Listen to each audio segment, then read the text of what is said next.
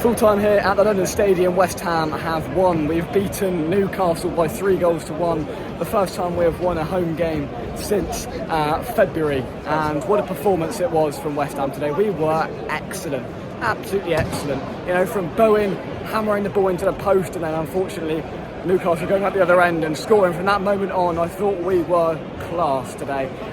You know, energy in midfield from POTTS. Wilson held the ball up front. It was just refreshing, and we looked like we had an idea. We looked like we had a philosophy. There was a genuine sort of plan established, and that's all we've been calling for.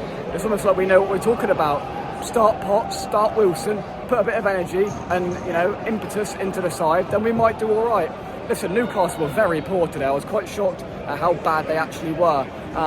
They had nothing going forward, and defensively they were weak. I mean, got a bit of luck, you know, along the way with their own goal and all the rest of it. But also we hit the post. We had a goal disallowed for offside and disallowed for other things. So, you know, I think it balanced out in the game, and fair result really, because I can't really remember Areola being tested severely too much.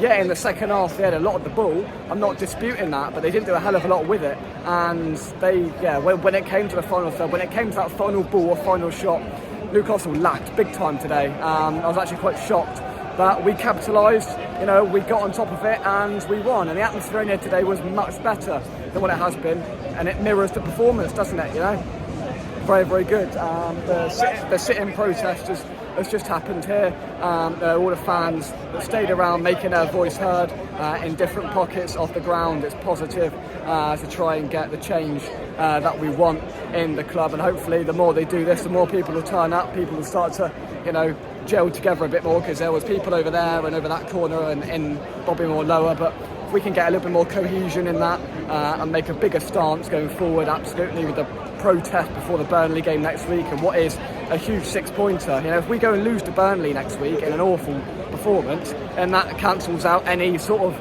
positivity from today. So we need to kick on and reinforce our win today by beating Burnley at home next week. That's still a massive game. You know, not many of us expected to come here and win today, but that game next week still remains massive for West Ham at the end of the day.